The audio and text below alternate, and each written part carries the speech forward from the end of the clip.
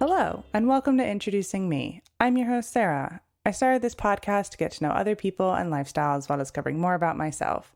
Each episode, I'll give a new guest a chance to discuss their background, culture, interests, or whatever they want to talk about to help increase all of our own worldviews. Today, I would like to introduce you to DownUnder. He is the author of Sex, Drugs, and Jesus, a memoir about his struggles with drug addiction, homelessness, serving in the armed forces, an HIV-positive diagnosis, and rejection from his church for his sexuality. He is also the host of the Sex, Drugs, and Jesus podcast and is the owner of DownUnder Apparel. So DownUnder has a lot going on, and I'm excited to hear what he's got to share with us today. Obviously, we'll be hitting some heavy topics, but I appreciate him coming on and sharing his story. So DownUnder, why don't you go ahead and tell us a little bit more about yourself? Thank you, girl, for having me on your show today. I'm so glad to be up in here. How you doing? I I do have a lot going on, and I love being extra, and I love my extra life. As one song artist, as Drake said, I'm really trying to make it more than what it is, because everybody dies when everybody lives, huh? And so and so all of those things that you said happened, they did happen, so much more than that. I'm so happy to be alive today. I feel like that God spared my life so that I can tell all of these tales and stories, because we gain strength through transparency. When I got HIV, I thought I was alone. I thought I was like the only person in the world with it, which was complete and utter truth, but that was my perception of my reality. How we think about things changes everything. And I don't believe that I survived all of those things that you just mentioned to traipse on along and have a nice, quiet, peaceful, successful life and not say anything. That's not what the point was. The point was so that it can be documented, ergo the memoir, so it can be spoken about, ergo the podcast, so that once I'm dead and gone and, have gotten my wings and flown off wherever, it is that we fly off to, that these experiences can still be here to give people strength and hope. It's so that it can be as permanent as possible. That's such a great outlook. So can you take us a little bit at the beginning of your story? You kind of just alluded here to your passion to the church. So what it was like coming out when you were younger? I actually, for me, never came out. I don't personally believe in it for myself. I know that it's a really huge deal. 9 out of 10 people you talk about, because this is my thing. If you can't look over here, deal with me and understand that I am not heterosexual, honey, then I don't need to try to explain that to you. The writing is on the wall. It is abundantly clear. And it always has been since I was knee-high to the ground. My grandmother and I had a whole scheme we worked out. When my parents were gone, I would go and get my mom's little 2-inch heel pumps, slide my foot in them. You still got like 6 inches hanging out the back because, my foot's tiny. It's half the size of her foot at this age. I'd have on an oversized shirt, and I'd go get one of her belts and tie it around my waist and make me a dress, honey. And then I would twirl around, slipping and sliding in my mother's pumps, and my grandmother would keep a lookout at the door to warn me when my parents were about to pull in the driveway so that I can get out of character so that we could end the show. So I never ever came out, and I did, not, dance and everything in high school, and it was on the wrestling team, mainly managing it, not really wrestling so much. And, and then eventually, I went to the military when I was 17, and so I really wasn't around my family when I started becoming an adult. And then I was in the military and doing Don't Ask, Don't Tell. So coming out wasn't an option. So I never really got into the habit of explaining myself to people or saying, this is who I am. I want you to accept me. Eventually, once I got out of the military, then I started bringing, guys maybe I was interested in or other non-straight people around my siblings where I lived at in Houston, but I never had an official moment of people, I want you to know I'm not straight. Oh no, that's not gonna work for me. And my mind was like this: my family can either get with the program or they can get the fuck, because I'm not. It's not gonna be that way. This is what's happening. You're either on board with it or you're not. And personally, I wish more of my people in the alphabet and mafia community had more of an edge about their attitude, because then we would stop hurting ourselves and cutting ourselves and killing ourselves whenever somebody in our family doesn't accept us. Because as it says in the Hebrew Bible, and I may do some Bible references today, I want people to understand that I don't think everybody should be a Christian. I don't think, that life is for everybody. That's who I am. And so that's where I draw my references from. I go down to the Buddhist temple. I love hanging out with them as other bald people like me. I feel I'm in great company. They make the best vegetarian food. And they don't make me bow to the Buddha statue. They don't take it as a sign of disrespect. It's a free flowing thing. So I respect all religions, all cultures, so that's totally cool. So I may talk about spiritual references, but I am not trying to tell you what to believe in or anything like that at all. But as it says in the Hebrew Bible, there's a friend that sticks closer to than a brother, a better friend near than a brother far, and that when your father and your mother forsake you, that the Lord will take you up. And so we got to find a family that's going to work for us. We got to get past this blood relative foolishness, because it's hindering to us to be to need validation from people just because we share the same bloodline. You can share the same bloodline with somebody and have completely different personalities, be completely different people. You don't have to be in relationship with somebody just because they are a blood relative. I'm not saying, just go and break up with your whole family immediately. But I'm saying if somebody's judging you, then you don't have to take that from them. And so oftentimes we hear blood families say stuff like, we go through all this and we get all wild with each other, but we always come back because we're family. No, I don't agree with that, because that is a presupposition, a presumptuous way to deal with somebody. When basically you're saying, no matter how much I abuse you, you're always going to be there because we're blood. Hell to the no. You keep abusing me and I'm going to leave and I'm not coming back. Mom, dad, sister, brother, I cussed everybody out at one point, I'm sure. And I just like, no, I don't care who you are. It's not going to go that way. This is a bit of a soapbox for me, because it's such a stressful thing that I see with people. And I'm a licensed massage therapist too. And so many of my clients, they would come in there. I had to kind of shut the office down because of the corona, but, they have all these problems, and so many of them have to do with their blood relatives. It doesn't really even like, if they would just like cut that person out, half of their stress would go. But it's like they don't feel like they have a right to do it, or that they have the ability to do it. Why do we have a dependency on family like that, even if it's to our detriment? And so no, pick your own family. When teenagers get thrown out of their house for coming out, they find their way into drag families. Drag mothers raise some of these children, drag grandmothers. You got your gay aunties and everything like that. Family can be found in many, many, many, many, many different places. And so now I told them nothing. I just showed up. Yeah, this is Drake, this is Terrence, this is whomever, passed the salt. Figure it out.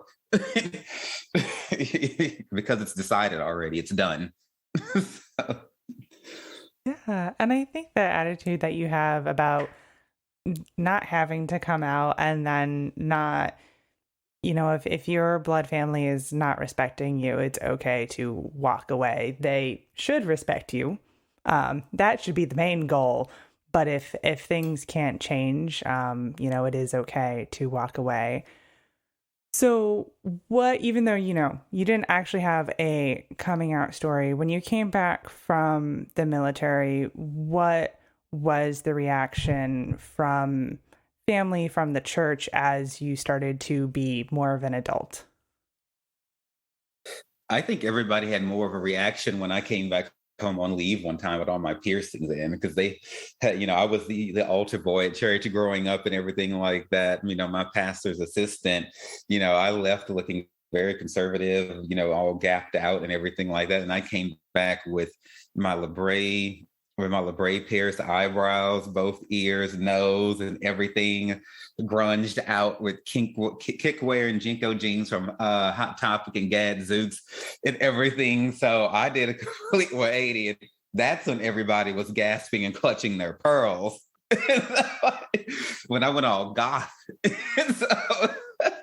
But in terms of sexuality, not so much, because there was always non-straight people on the street growing up, in church, the organist, the musicians, always gay.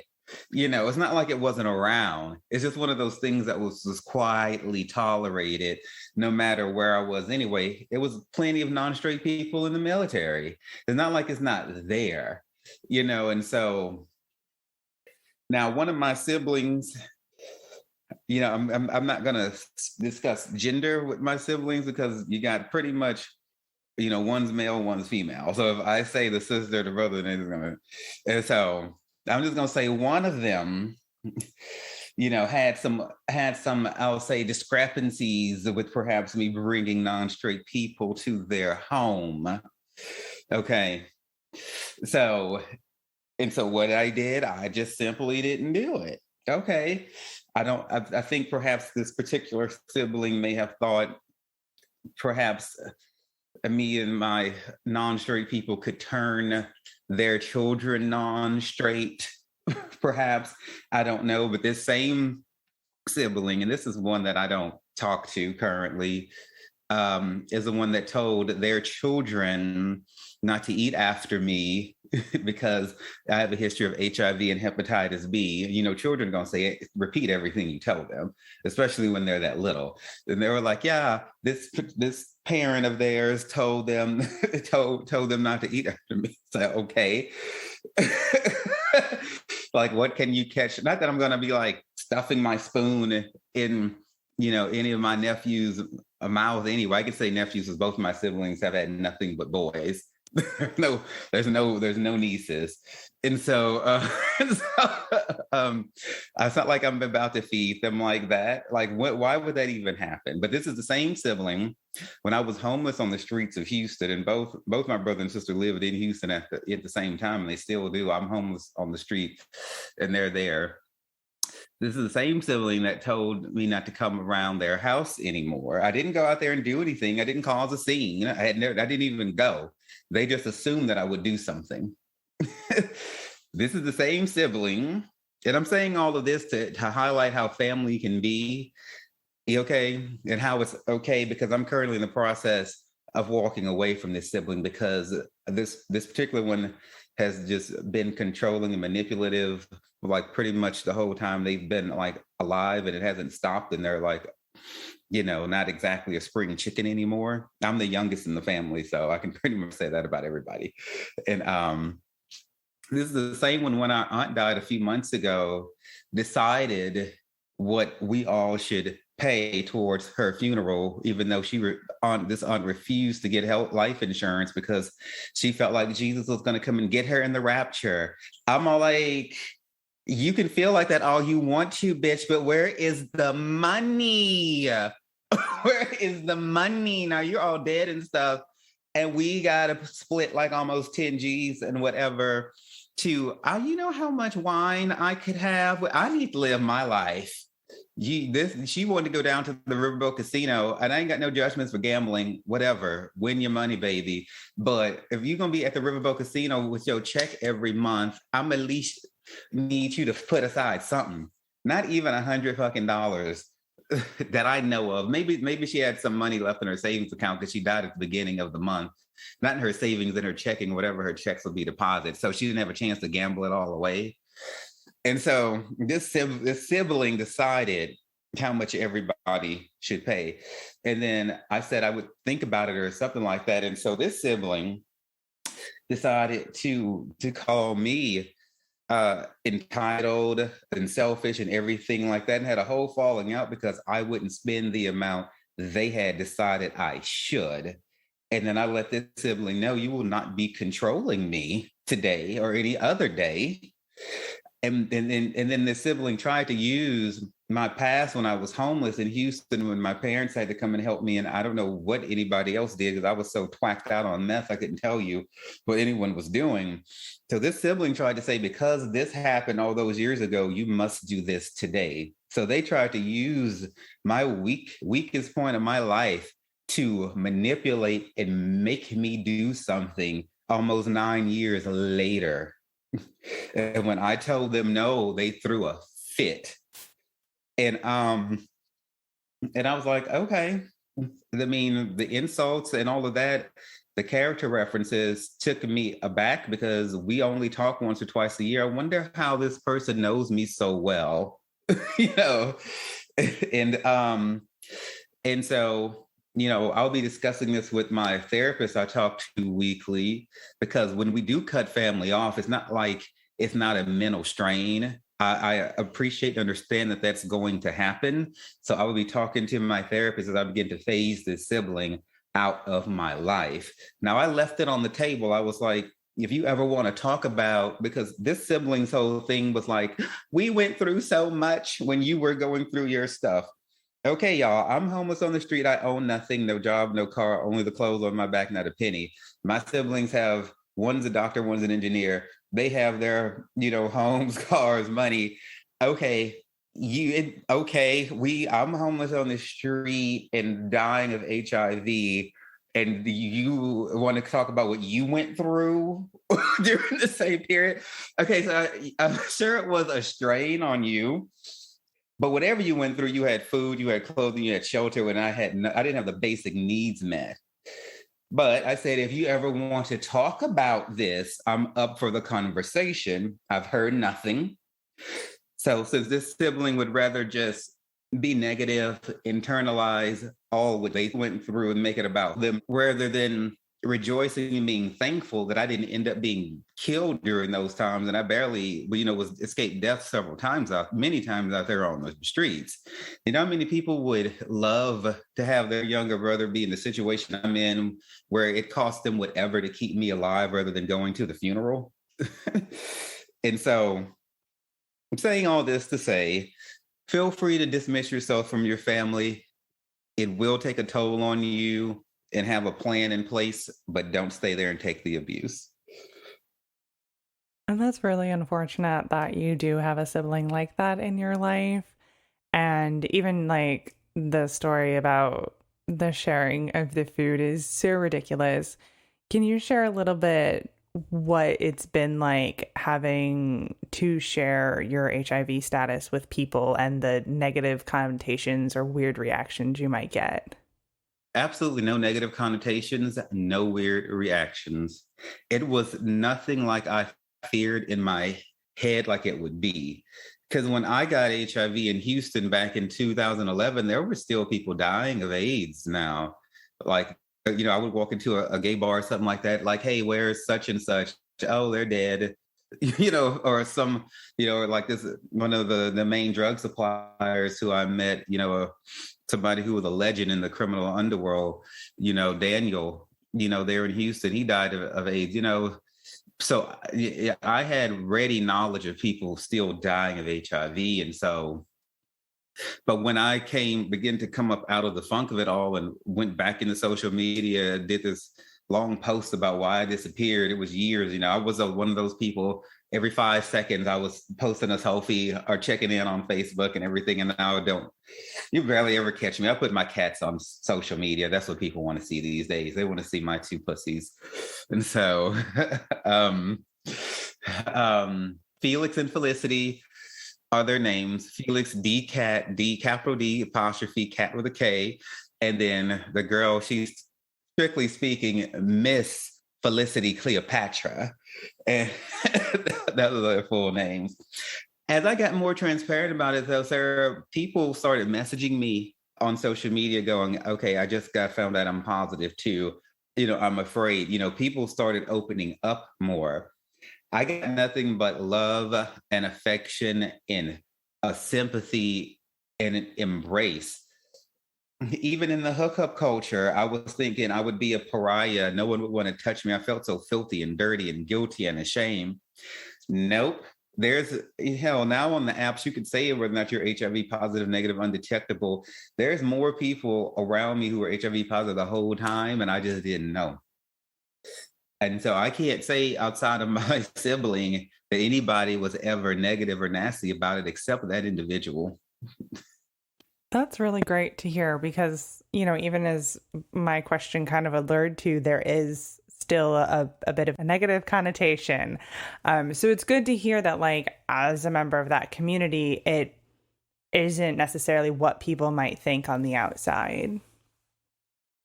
No, the negative connotation is not gone away by any means, the HIV stigma, as they call it.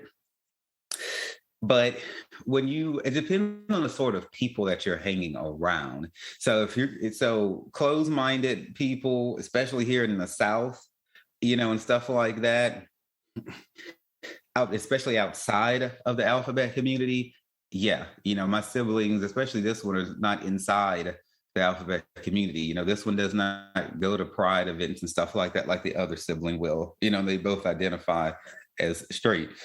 Depends on who you're talking to, which is why I reinforce: be careful who your company is. You shouldn't be going around somebody who's going to judge you anyway. Anybody who has any kind of knowledge of the alphabet community knows that HIV, and things like that is a part of it. Look at Pose, look at Rent. Very popular shows about our community is rifled with stories of HIV because it is that common.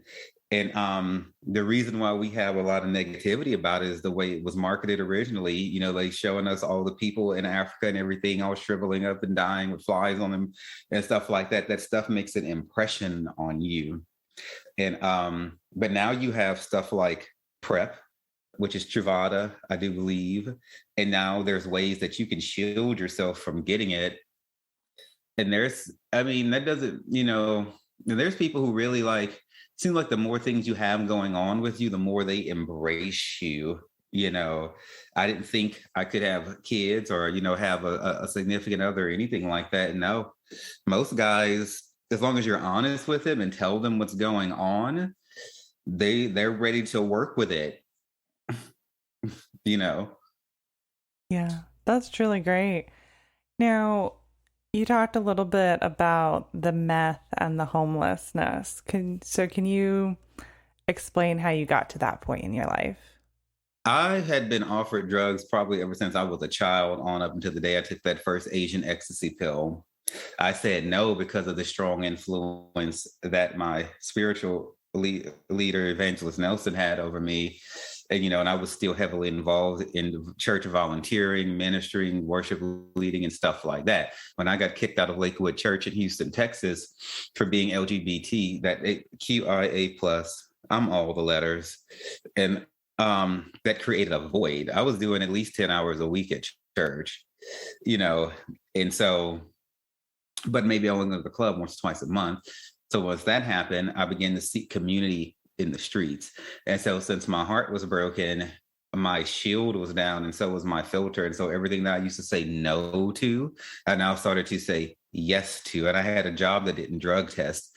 And so, so the next time after I got kicked out of church and everything like that, a guy was like, "Hey, do you want to do drugs?" I was like, "Okay, sure, let's try it."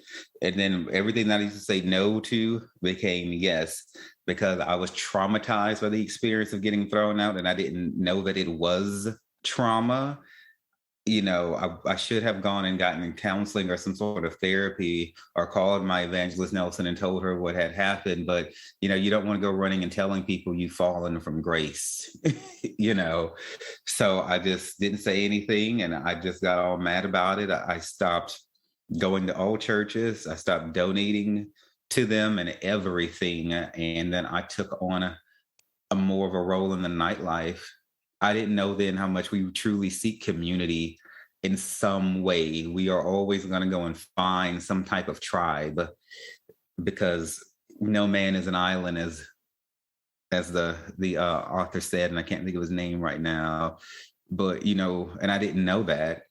And so the thing for me to have done would have been to stop, reassess, and find a gay affirming church. And there's plenty of denominations out there that accept LGBTQIA plus people, who appreciate our gifts, who don't think this because we're not straight, we want to molest children, which is like the main reason why I got thrown out of Lakewood, because they found out I wasn't straight, and they were like, you can't be around children anymore, instantly. And so that's how the drug started. It started with an ecstasy pill. The guy explained to me how to do it. My eyes looked like Mickey Mouse that night, and which means like all black, like, oh my God. So this is why those techno songs are like 30 minutes. You're like, yeah, this makes so much sense right now. I don't ever want it to stop. And so and meth was the last drug I did. I was holding on to some degree of I don't know, restraint. And I was like, I started with a little ecstasy. Then one day I had a party at my apartment in Montrose, the gay district in Houston. And this other guy I was interested in had some cocaine. I'd never done cocaine before. He's like, you want to try this? Like, sure. And so, then GHB, GBL. And then one day my best friend from the Air Force was visiting me, and I was on like, I don't know, Adam for Adam or Grindr or something. And I met a guy. He was like, hey, you want to try T, which is like a street name for Tina, crystal meth. And I was like, okay. So I went on down there, and so, and I just got real wild. I broke bad. I was almost 30 years old at this point. I'd never done anything like this before. And that's how it all started, through a broken heart from the church. And so then how did you get out of being homeless and getting off the drugs? Okay. So the homelessness officially stopped when they transferred my probation, because I became a drug dealer. Now, I wasn't just a drug user. I have a very extreme personality, and I'm business minded. So I'm going to take anything that I get a hold of and take it as far as it can go. And so I'll put it in context like this. The people who I was buying my dope from were moving about 2 kilos a day. And I was moving enough weight for me to have their attention, for me to have their attention. And I sold everything: crack, heroin, meth, pills, Molly, weed, coke. It didn't matter. My store was called Drugs R Us. I had syringes, I had pipes. I offered a full service, curated drug experience, and business was good. And so I got like a couple of felonies in 2012, got arrested and everything. And so they had to transfer my probation from Houston to Baton Rouge to increase my chances of success, because typically you're not successful if you try to do probation or parole hanging around the same people who got you into the trouble in the first place. So that ended the homelessness, because I had to move back in with my parents at the age of 30, which was a whole circus show. And through the Department of Veterans Affairs, since I am an honorably discharged veteran, 6 years United States Air Force, they have programs in there, because homeless veterans, drug addicted homeless veterans, is kind of like, it's just uncomfortably common in the United States. And so I was in that statistic. And so they already have programs in place to help drug addicted homeless veterans with mental health issues get better. And they had a program that paid for my apartment to get me out of my parents' house where me and my dad killed each other. So that's how I got my first apartment, solid living, after having had lost everything. It was paid for through a collaboration with the VA and the Housing Authority. So that's how the homelessness ended. And then how did you, did the rehabilitation work? That you never went back to drugs? Oh, girl, no. It's not, no. It was, I was on and off of drugs up until as recently as say like 2 years ago. Um,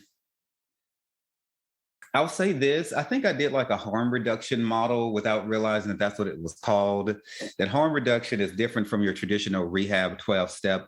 I don't know how I feel about the 12-steppy programmies. I'm currently going through them with a sponsor now, and I'm staying with it because I want to go through the whole experience so I can talk better about it, because the 12-step programs have a lot of incongruencies and holes in them. And the main thing that I don't like about it is that they take the power away from you to ever be healed of the, as they call it, a disease of addiction. And what I can't jive with or reconcile is if I have a higher power and that's Jesus Christ and he has all power, then how come he cannot take this away? Why are you telling me I have to have this for the rest of my life? And at the same time, I'm supposed to have a higher power, but with limited power? Like, that doesn't make sense to me. And then they also don't define cigarettes and coffee, cigarettes and caffeine as mood and mind altering substances. And I'm all like, ain't no way that you're going to tell me coffee, cigarettes are not mood and mind altering substances. You take one to wake up and one to relax, generally speaking. You don't just do it for the flavor, So they got some things to them that I'm just like, okay, no, girl. And so I went from, like, say, shooting up meth or smoking it daily to maybe every couple of days, which turns to maybe every couple of weeks. And then maybe I would be able to be sober by my own willpower, maybe for a month or 2 or 3 or 6 at a time before doing it again. I don't like to look at things like that as relapses and lost times, because to me, if you went from daily drug use to slowly every other day to slowly weekly to slowly monthly, that is improvement. It's gradual, but it's still improvement. And so it just got to a point where it was just so seldom. And then I went to Miami. It was right when the corona was kicking up, and I caught the flu out there because I did so many pills. I didn't know any cocaine, no meth, no nothing, pills. And I got so sick. I think I had the flu for like a month. It was like, I was like, fuck, I got to stop these drugs. And so that's when I started going back to rehab. That was like my bottom, as they would call it, because I was so sick for so long. And then I haven't really done them since. I did a little experiment a few months ago because I felt like I wanted to defy the program that was telling me that since I had a drug problem, I could never control it again. And so I went and did some meth, I think a little bit of crack, just to see if I would, okay, you're telling me that if I do this, I'm going to lose everything and I'm going to just, everything's going to be all just go to hell. Okay. And I've come to understand that I'm not the only person who's come to this point in their sobriety where a program's told them what they can't do. And this, something in us that always wants to defy. You tell me I can't, okay, I'll show you. And so it was kind of that attitude. So I did it a few times and then I stopped. I just didn't really enjoy it the way I used to anymore. And I haven't touched it since. And so I feel like that I have proved to myself that, yeah, if I want to, I can. I don't think it's worth the risk for me to continue doing it. It's not like I just enjoy it. I really just didn't thoroughly enjoy it like I did back in my 20s and when it was new and fresh. And so it's not worth trying to find a way to negotiate it into my life. But for somebody else, if they used to be, addicted and it used to cause problems, if they can come to a point where now they only do it on their birthday and on some weekends, I don't consider them in a state of relapse. You now have control, because if you'd have been doing that in the first place, you never would have been considered an addict. So hopefully that answers your question. Yeah, it does. And you made a lot of good points about progress and control are so important compared to the bottomless addictive states and the not being able to control and get a hold of things. Yeah, because people want to feel empowered. Nobody wants to feel like they can't. Everybody wants to feel like they can. There's so many different spiritual movements out there, people who look up to the universe and feel like the universe gives them what they need. People like that talk a lot about the power being within. I'm okay with that, whatever. Just don't tell somebody what they can't do. That's in those programs, if you really look into like a lot of the original Alcoholics Anonymous texts and all of those anonymous programs, Crystal Meth Anonymous, Narcotics Anonymous, I think Sex Anonymous, Sex Addicts Anonymous, they all kind of follow that same model. It's very churchy, it's very regimented, very religious, and it's very like anti-woman too, the way a lot of it was. And the program is like, it doesn't work for a lot of people. I don't really think it even has a really high success rate. And you have other things out there like Rational Recovery. That's a book that I'm reading right now. That's basically the anti-AA program. So my recovery journey is now studying different types of it. I've interviewed people who are harm reduction advocates, and things like that. Girl, if it's your 10th time in rehab and it's your 10th time trying to work the anonymous program, try something else, because clearly it's not working. But a lot of people don't know that there's other options out there, because all everybody talks about is anonymous this and anonymous that. Why do we have to be anonymous? You just, from the beginning, you tell somebody to go run in the corner, and no, it's other options. That's all I'm gonna say about that. Now, at what point did you decide you wanted to write the memoir and start the podcast? I started writing this memoir back in 2013, 2013. About time that I got back to Baton Rouge, still living with my parents and everything. I got tablets and started writing notes. I had always wanted to write a book, ever since I had been in the church long enough, because every damn pastor has a book, or 15 books, and what a lot of them do is they just take their sermons that they've already written and they just regurgitate them into books and put a different cover on it. That's all they do. But I had felt like, that made books look like, okay, damn, this is cool, and they can make a lot of money off of them. That I've always felt like that I would have some sort of story. I just thought that it would be like them, because most of their books is them telling somebody else what to do, how to improve. Their books aren't ever really about them. If you really look at a lot of religious people, they don't really talk about themselves a whole lot. They might tell you like a little something. The worst I ever heard one of them say about them is that they would get upset and be difficult to be around. That's it. I hear about no nastiness, no perversions, hardly anything like that. And so when I came back here, I started writing, and I started working on this memoir 2 years ago. So that was about 2019, and I started taking notes in 2013. And so that long, I had just been jotting down stuff as it came. And then the podcast came about because of the individual who has had a strong hand in helping me write it was just explaining to me that podcasting and books go hand in hand. Or maybe somebody else. I think maybe my web developer guy actually told me that first. But anyway, like it's a thing now. A lot of authors have podcasts, and the two they work in tandem with each other.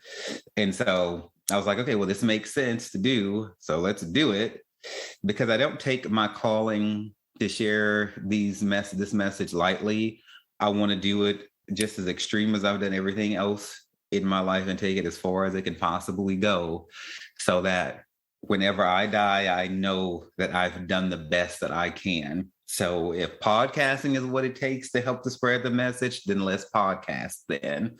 But the idea came from other people, and it made sense to me. And so here we are. And what can people expect if they listen to your podcast?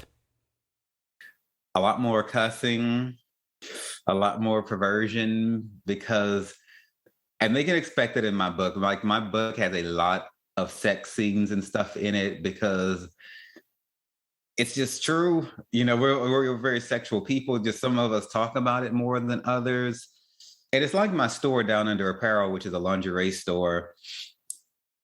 High traffic. A lot of people like to buy such things, but they don't want people to know that they have it. And for that reason, I don't put DownUnder Apparel on the label. There's an acronym on there. It comes in discreet packaging. So it's not that people don't like to hear, naughty things, kinky things, risque things, edgy things. They're not going to tell everybody that they're doing it. There's no drug show, Weeds, Snowfall, Breaking Bad, Narcos, anything like that ever flops. People, cops, how many seasons all these shows have. People love to hear about dirty, scandalous things. They love it. Oh, they love it. And so that's how my show is. Because it tells the truth, and people like that because that's the reality a lot of people live in. That's been my reality. I can only speak from my reality. Now, everybody who I have on my show, not everyone's been a drug dealer, not everybody's been on drugs, but they have to have some sort of personal overcoming, some sort of personal struggle, something like that.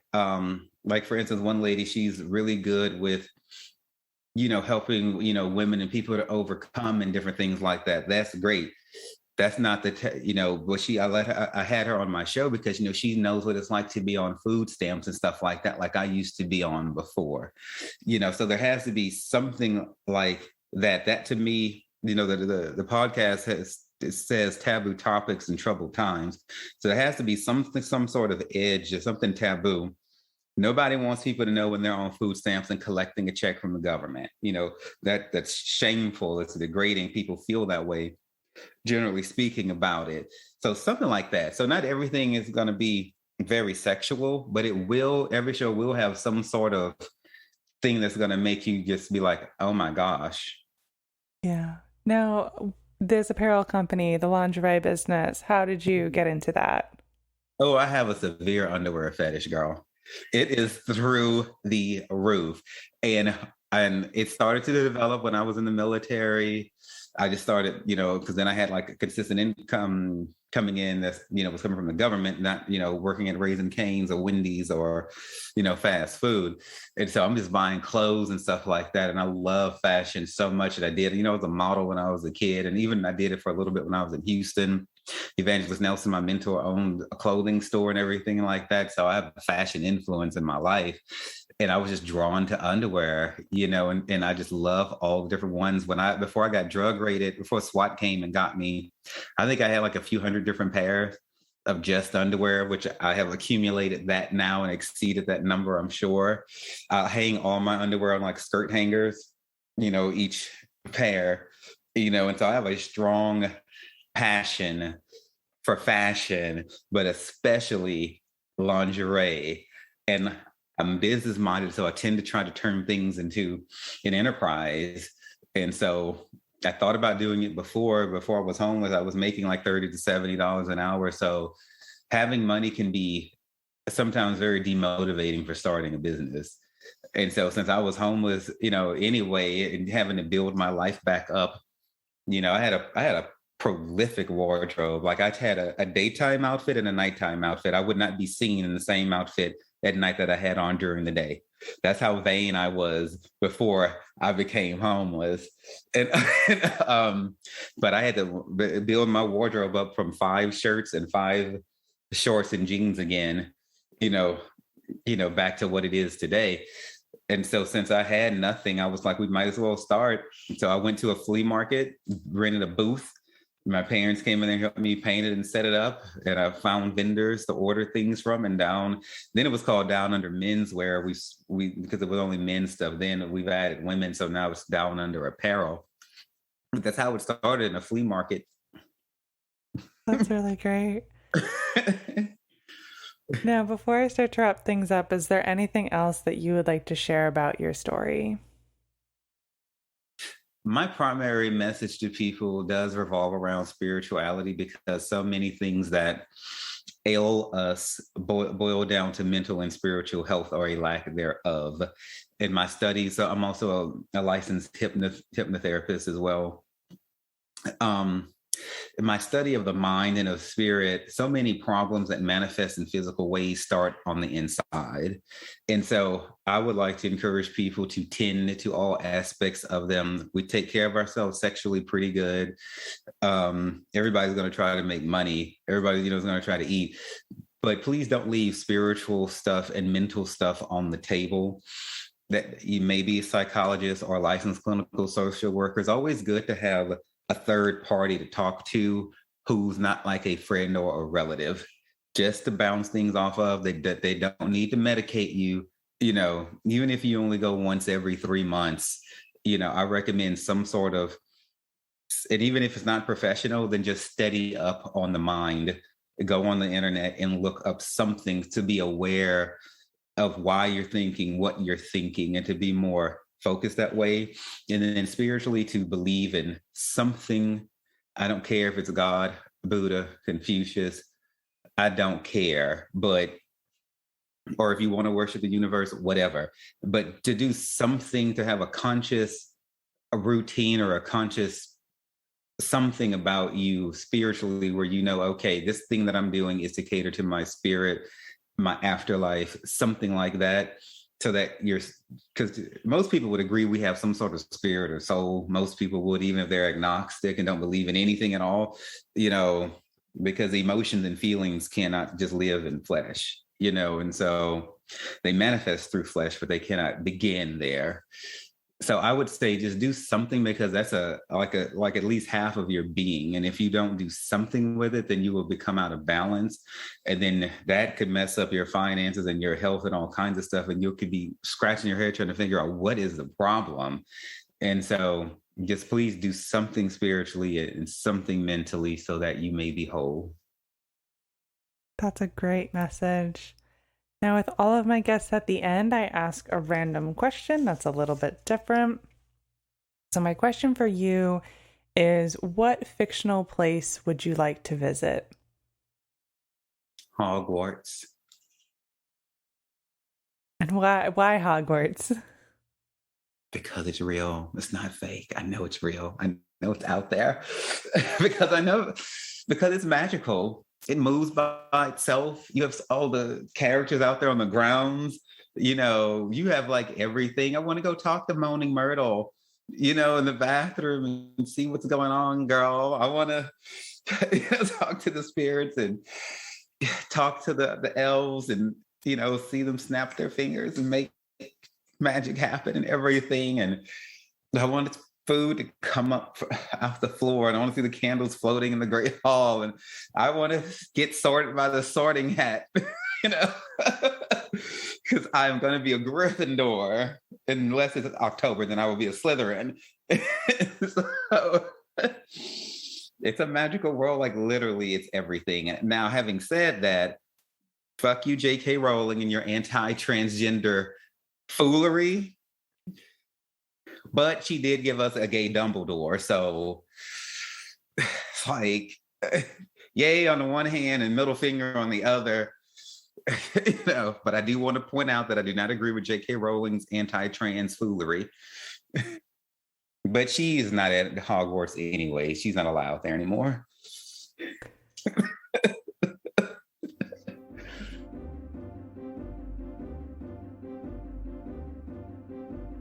All right, that brings this episode to a close. I will be leaving Devannon's website, sexdrugsandjesus.com, a direct link in the description. So that will bring you, of course, to his podcast, the book, all of the good links, and including a resources page, which is really helpful for people in the LGBTQ plus community.